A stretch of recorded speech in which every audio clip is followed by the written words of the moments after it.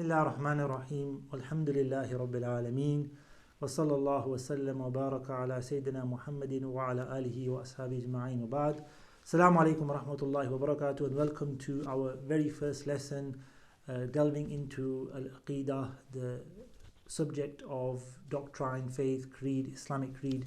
Alhamdulillah, the text we've chosen for this course is the Aqeedah of Imam al-Tahawi, or Bayan Aqeedah Ahli Sunnati wal Jama'ah, a declaration, a statement of the doctrine of al-Sunnah wal Jama'ah, the people of the Sunnah and congregation. The author of our text is Imam Abu Ja'far al-Tahawi, rahimahullah ta'ala, who was from Egypt. He was a great Hanafi scholar. He was a master of hadith and also of fiqh, of Islamic jurisprudence. And also he wrote this very brief but important statement regarding the creed of Muslims at an early stage. He passed away in the 4th century after Hijrah, in the early 4th century after Hijrah. He was at a time of the ulama of hadith. He was at the time of the ulama of Aqeedah and at the time of the ulama of fiqh and so forth. So he was at a very crucial time in the Islamic history. Before we delve into the text, we're going to have a preliminary session or lesson on the foundation principles of Aqeedah, as we've entitled them in this PDF. So I'm going to go through these today in today's lesson, and inshallah we'll move on to the actual text in lesson 2, inshallah ta'ala. So to commence, inshallah ta'ala, we have here the science of Tawheed, famously known as Aqeedah or Tawheed. Tawheed meaning the oneness of Allah, believing in the oneness of Allah subhanahu wa ta'ala. So it says here the foundation principle of the science include definition, subject, legal ruling, originator, merit, name, source and benefit. What are the foundation principles? The foundation principles are, they're said to be 10. Each one touches upon an important aspect of learning or knowing about the science. So for instance, what's the name of this science? Or the names given to this science? Where do we derive this science from? What's the source? Why are we studying this science for? What's the benefit? What's the outcome? What's the ruling regarding studying this? Do we need to study it? Is it optional? Is it recommended? Is it haram even sometimes?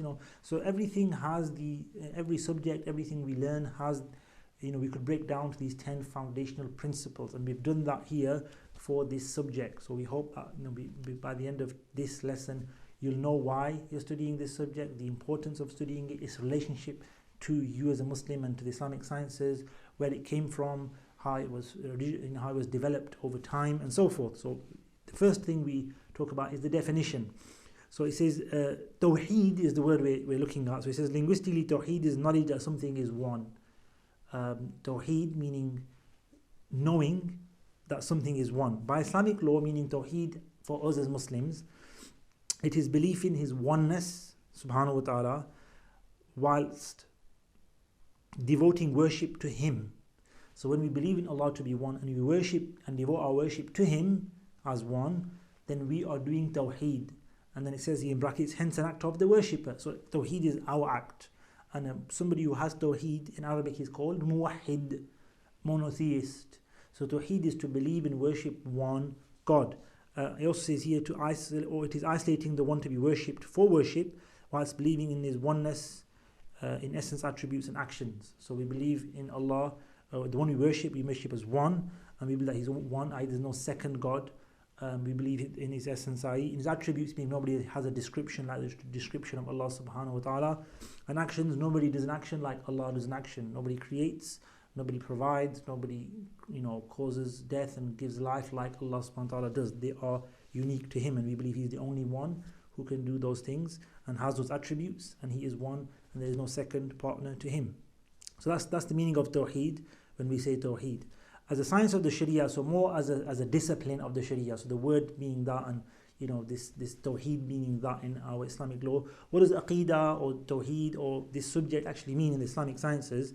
It is the principles that lead to the affirmation of religious faith based on decisive proofs. And this is what the ulama gave as a definition. In other words, we study this topic to learn principles, to learn the foundations that lead to affirmation of religious beliefs. So we have to take the Quran and the Sunnah, which are the foundations, which are the principles that lead us to this affirmation of religious faith based on these decisive proofs.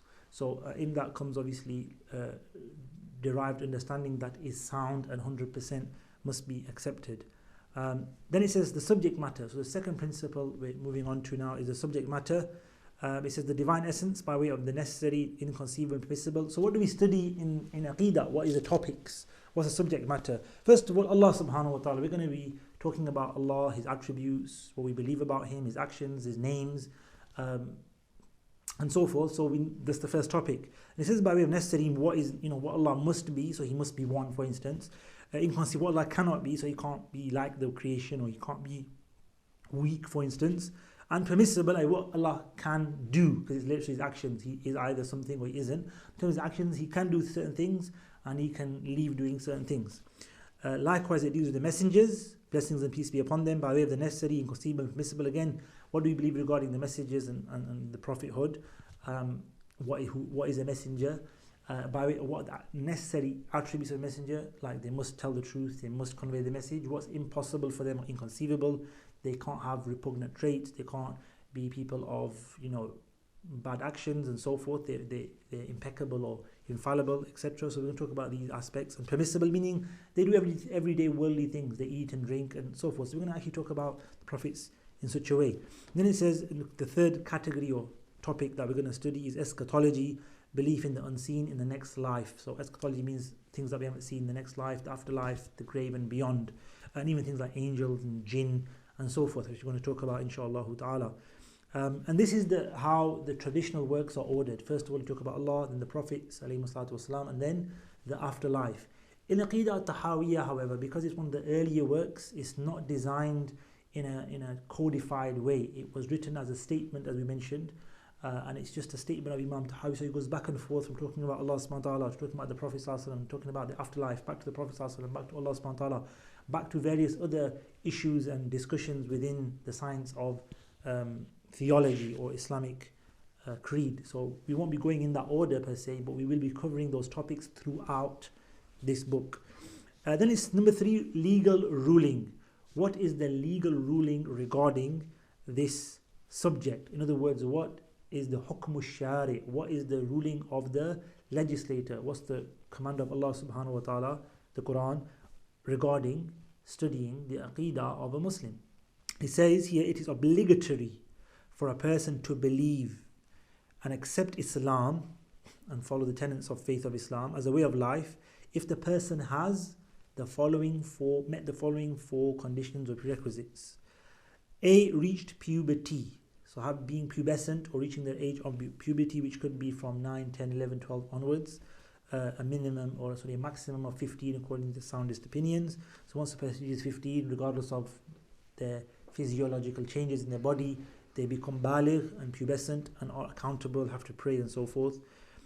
B is sane-minded, sane, so has the control or can use the intellect and is control of their mind. So somebody who's insane or doesn't have that ability due to an illness or just not having that ability is not required to believe and is not mukallaf, is responsible.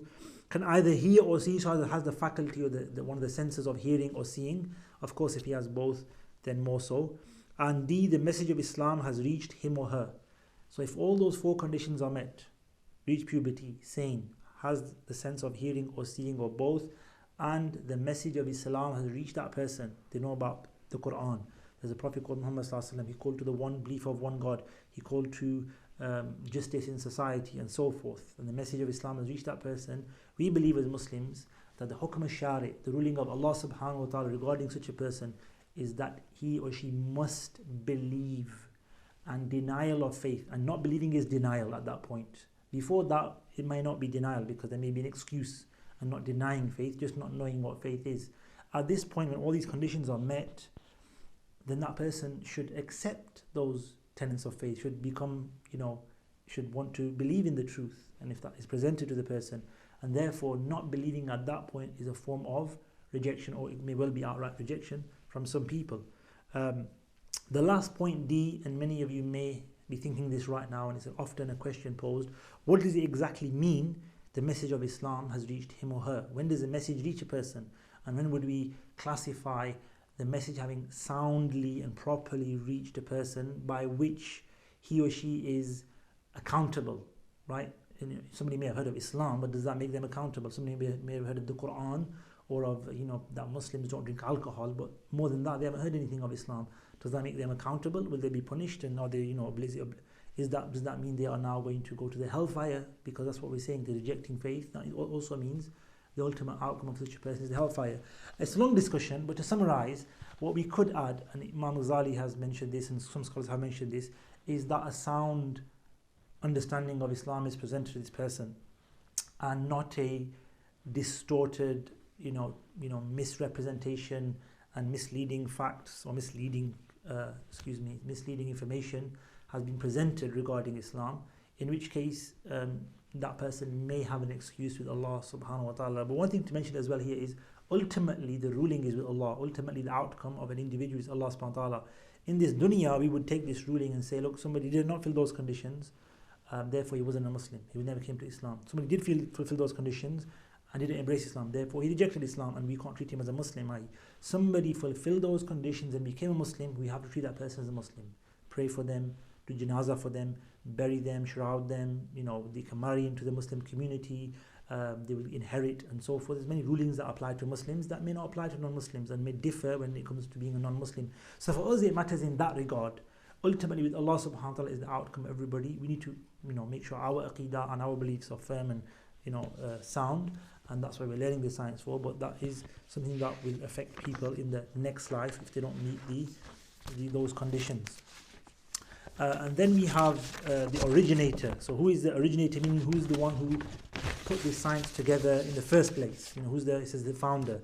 The founder of this science is in reality Allah subhanahu wa ta'ala, exalted is He, who says in the Quran, in Surah 21 Al-Anbiya, we sent no messenger before you, but that we revealed to him that there is no God but I, so worship me.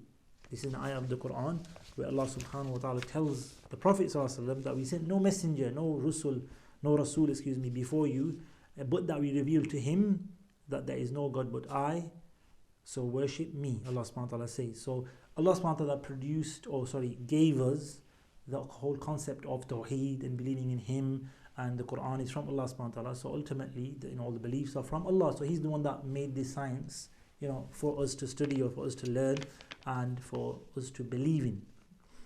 However, in a sense of how it developed to be called Aqeedah, how it developed to become a science of the Sharia, theology, and became scholars of theology, theologians, and so forth. The pioneers in this regard, and the ones who founded it, and you could say codified the whole science, were Imam Abu Mansur al-Maturidi, who's mentioned here. It is attributed to Abu Mansur al-Maturidi and Abu al-Hasan al-Ash'ari, may Allah have mercy upon them, because A, they clarified in their books, arranging and sectioning the various discussions. B, they removed uncertainties and doubts caused by those of deviants and refuted the atheists. C, they were followed by those after them until today. And this is very important. These two Imams are the Imams of al-Sunnah wal Jama'ah. And this is very important. I want to lay the law down on the first lesson, inshaAllah ta'ala. It's a common misconception that people hear the word Ash'ari or the Maturidi or something like that, and even Tahawi, and they think, what happened to Islam and what happened to the basic beliefs of a Muslim. I don't want to be Tahawi, I don't want to be Ash'ari, these are names of people. I want to follow the Prophet Muhammad sallallahu alaihi wasallam, and I want to be a believer and a Muslim, and that's what I am. And these names seem confusing, and they seem like we're going away from the Prophet ﷺ, which are genuine concerns. And some people play on those concerns to misguide people away from the sound beliefs that they presented. So what's going on here? It's a very important question. It's going to take some time, but we're going to have to go through this so that we all understand. These were the Imams like any other Imams in a science. So in fiqh, in Islamic jurisprudence, you had top scholars that led the way, and there were only a few of them in terms of the whole population of Muslims. They were only in the hundreds that had the top caliber and ability to derive Islamic laws and present them to the Muslims. And even amongst the Sahaba, there was only a handful. There was literally a handful, like 10, 12, 15, maybe, if that. And they were the ones that gave fatwa. None of the other Sahaba said, we know what the Quran and Sunnah mean, this is the ruling. They never said that.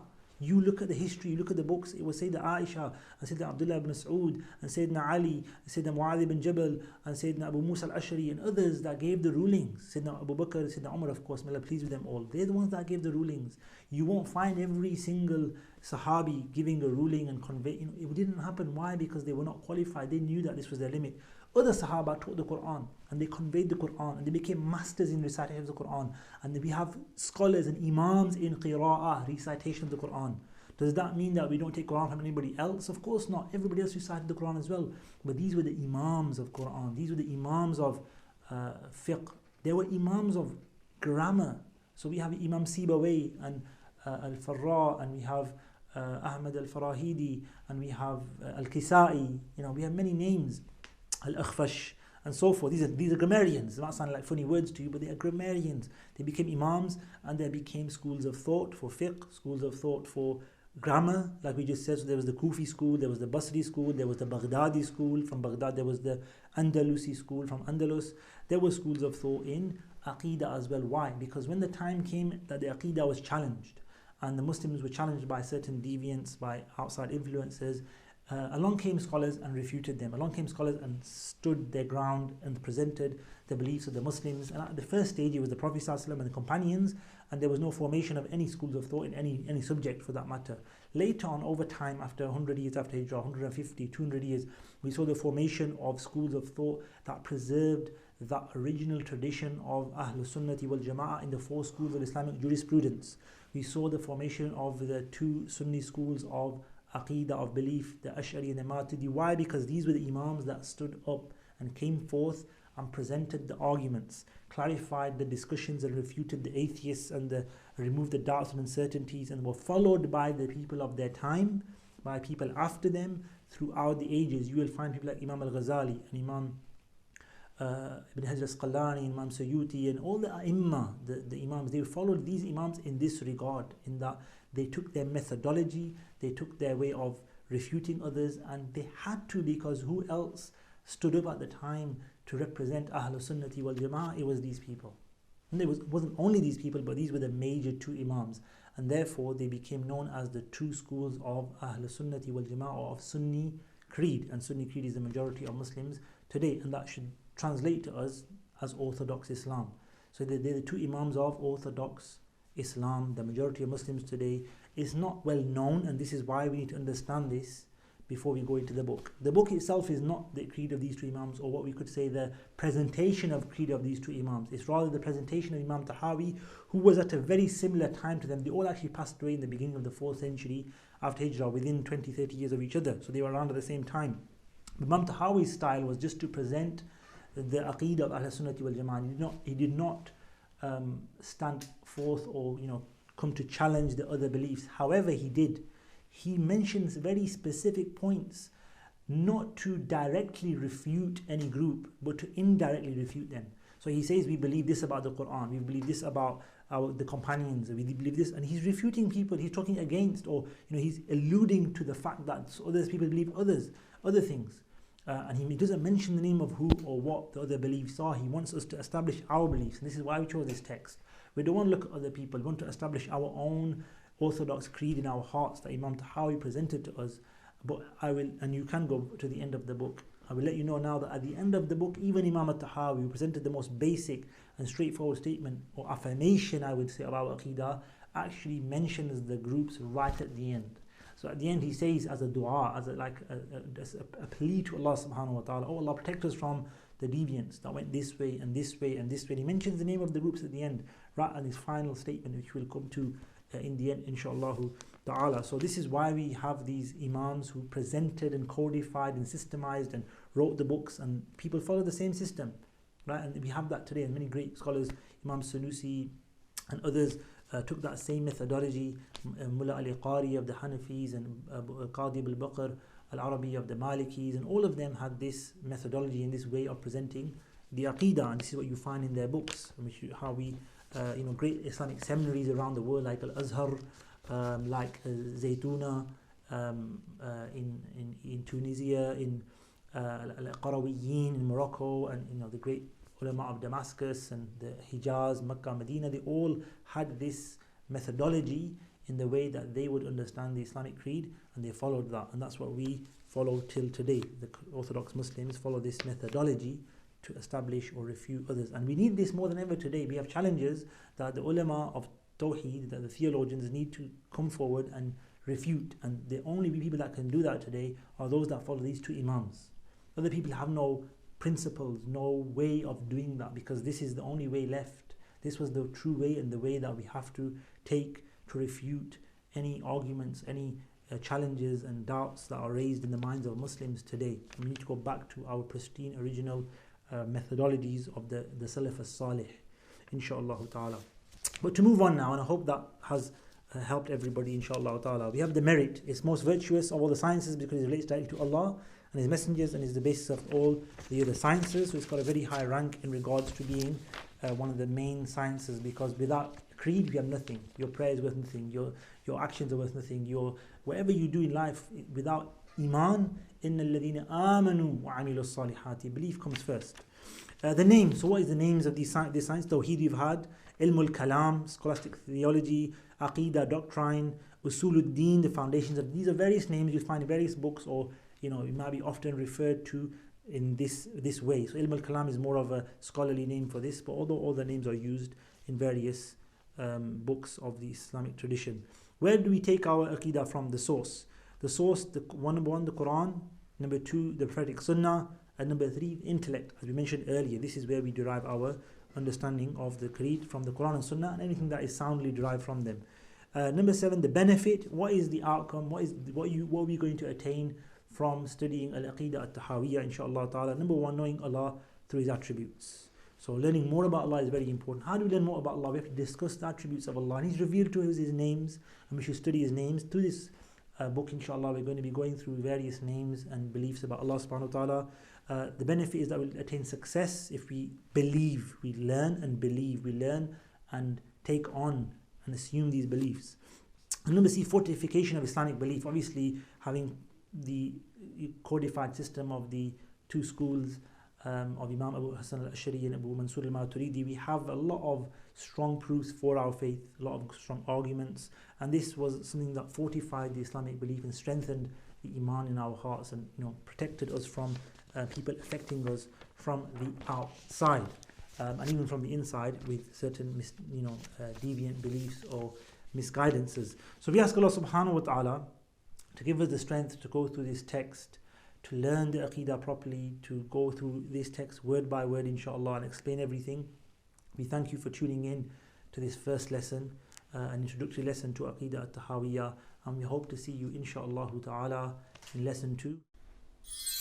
دعوني أناجي حبيبي ولا تعذلوني فعدلي حرام. دعوني